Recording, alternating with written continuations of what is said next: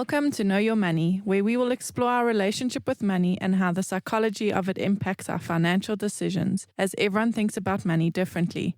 In our podcast, we'll be presenting a variety of financial topics in an easy-to-understand way, which we hope will assist you with managing your money. Hello, everybody. Welcome to Know Your Money. Hello, Warren. No Craig today. No, Craig. Hello, Bronwyn. How are you? I'm good, thanks. And you? Yeah, it's a sunny day. It's winter, but it's sunny. Yeah, and Craig's enjoying the sun somewhere. So we're going to get into the feelings, I think, He's today. lazy, that one. Shame. So today, Today's episode, we thought let us talk about money and mindset. And obviously, there's a number of different mindsets that people can have. But when it comes to money, there's often three that stick out. I think it was from James Clear that I read this. But one is never enough. Yeah. Just enough, or more than enough. Yeah. Okay. So when it comes to those things, you feel like, oh, there's never going to be enough. Or, okay, I have just enough to buy that. Yeah. Or I have more than enough, so let me try give it away kind of thing. Yeah.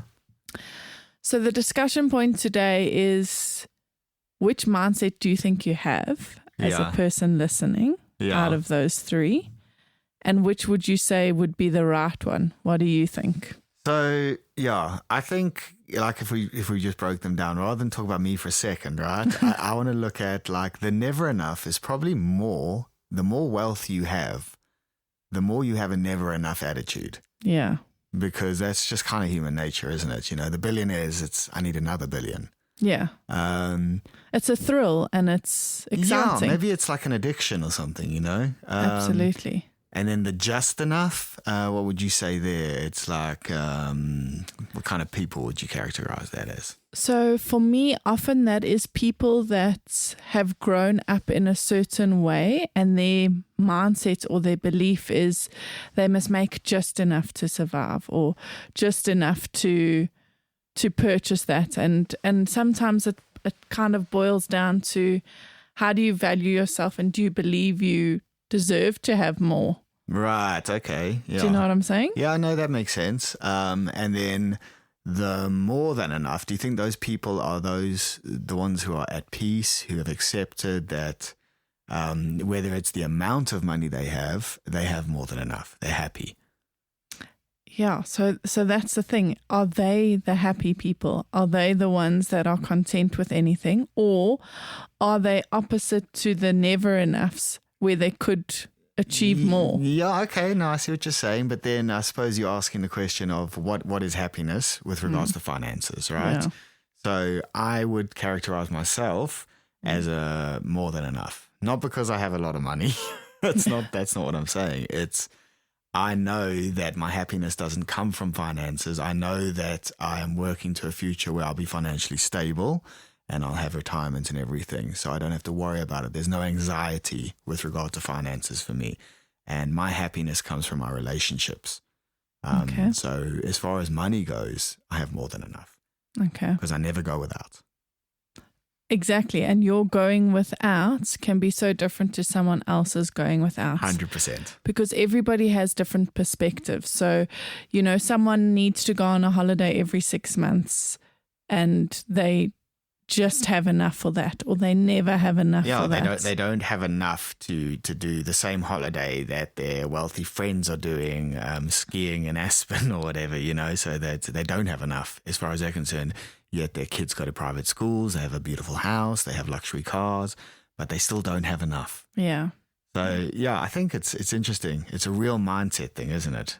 Absolutely. And everybody's perspective is different. I think if I look at these three different things, the never enough, just enough, or more than enough, I don't know exactly which one is the right one, if I put that in inverted commas. Is there a right one? I don't even think there is a right one because, as we just said, you could have a never enough and it could be two completely different things, like two different circumstances. So the super rich guy who never has enough or the poor guy who never has enough. Exactly. So it's a weird one. What would you say you are though? Okay, so I think I'm a little bit of all of them. Okay. When it comes to finances, in a way, I think I'm a never enough, but I also feel like I'm a just enough. Like I make just enough to be happy with what I want. Yes. But then my wants sort of increase. Do you know what I mean? Yeah. So my wants are never dream. enough. Yeah. But that happens with so you know many people, doesn't it? You buy the new car and you think that's going to fill that hole, that want that I had. And maybe it does for a little bit, but then the new want comes along. Yeah. If we're talking about finances, at least. And I know people like that, some of my family friends, they buy the big house, they've got all the cars, and there's always the next thing they need to do to keep themselves satisfied. Yeah. I guess that's... I think the answer sort of to all of this is to figure out what your enough is in all the different areas. Yeah. And try find a happiness with that. So for me, a big thing is holidays. I want to spend quality time, do what Craig's doing. We all want to, yeah. But also just have enough. And I feel like he's a prime example of having balance in all three of these kind of areas. Yeah. And that's what you've just got to achieve. Anyone that is sort of listening is figure out which one are you over in. So for example, the billionaire that keeps going and trying to start new businesses, it's never going to be enough there. Yeah. But how much of your time are you spending with your family? So can you change that never enough to that's more than enough, so that you can not turn around and say, I never had enough time with my children. Yeah, and I think does that make sense? 100%. 100%. And if you look at maybe values, so values are a big part. What are your goalposts? Where do your values sit? And I think a change in your value structure in life can also lead to a difference in the way you then think of yourself, like a never enough person or a just enough or a good balance of everything. If you value making as much money and creating influence and power more than your family, well, are you going to be happy? Probably not. Yeah. Well, who knows? That person might be, but how much power do you need? How much? Yeah. Where would that level lie? Like, Donald Trump is there a ceiling? Yes, like he wanted to be the Trump Towers and then he wanted to be the president. Has he done enough or not? Did he satisfy that itch? Yes. So I think figure out what that itch is for each individual person. Yeah. And like even now you sitting here asking me, like I was just like, sure, I'm not 100%. Sure, right? Yeah. Sure, but that's why talking about the stuff really helps. And I think a really good exercise would be to write these three mindsets down. Never enough, just enough, more than enough. And do it with finances. Do it with time with children. Do it with holidays. Like all the aspects of your life, yeah. Absolutely. And be brutally honest with yourself. Exactly. Because that's hard to do on its own, being honest with yourself, because... I doubt many of those never enough people would honestly say to other people, well, it's never enough. Yeah. They'd probably, wear the mask in front of people and say, no, I'm happy.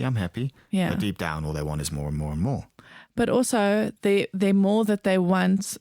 By doing this exercise, they may see that they can shift that to something else. So instead of chasing money, they can chase time with their family or different things like that. And having a look at that can maybe create more balance in your life so that you're not stressed out and chasing everything. And the more than enough people, I don't think that they're in a bad place either, but I don't think anybody is necessarily in a bad place, which category you're in. And I think what you said about creating a balance is so important, because if you think of the concept of equilibrium, right? I know when I did chemistry at school, we'd always talk about equilibrium being dynamic, and meaning that in certain phases of your life, you may, value creating wealth more than others. Yeah. And that's okay, as long as you still have a balance and as long as you still know who you are and don't get lost in the effect money has on people.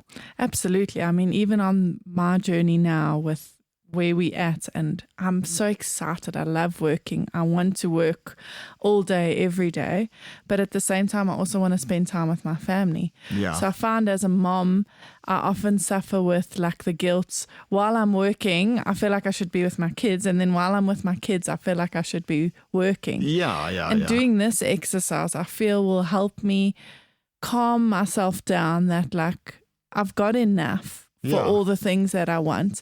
Plus, I've got enough with the time that I'm spending with them. And figure that balance out, because, there's more to life than just one thing, if that makes sense. 100%. And just the reflection time for this, the reflection of going and sitting down with that piece of paper, it'll just give you more inner peace as well, because you can say to yourself, no, I am where I want to be. I am doing what I want to do. Even though that part of my brain comes in, I should be spending more time with my kids. No, now I should be working more. It's okay to feel like that. It's okay to think like that. But you need to reflect on the way you feel and think, because, money's a huge part of life. Absolutely. As far as external influence goes, so you're not your direct family or relationships, it's the biggest. But even your direct family, that impacts you're so much, Money, and that's the biggest thing, is money is a relationship. And how many of your relationships do you have to work on? Do you actually have to learn how to communicate with your wife, or you have to work through things? You're constantly working on your personal relationships. So you should work on your relationship with money, right? Definitely. And the way you view it, and all the other things we've said in previous podcasts as well. Yes. I think exercise for everyone to do this week. Yes. Good luck, everybody. Figure out what your money mindset is, and you're welcome to share it with us. Yeah, please do. Please do. Give us some more stuff to talk about. Yes. Thanks, Warren. Cheers, Chat soon. All right. Thank you for listening. If you have enjoyed this podcast, would like to subscribe, please visit our website, www.growthfp.co.za. The information we have provided in this podcast is our personal opinion. For more detailed information, please discuss your financial situation with a financial planner.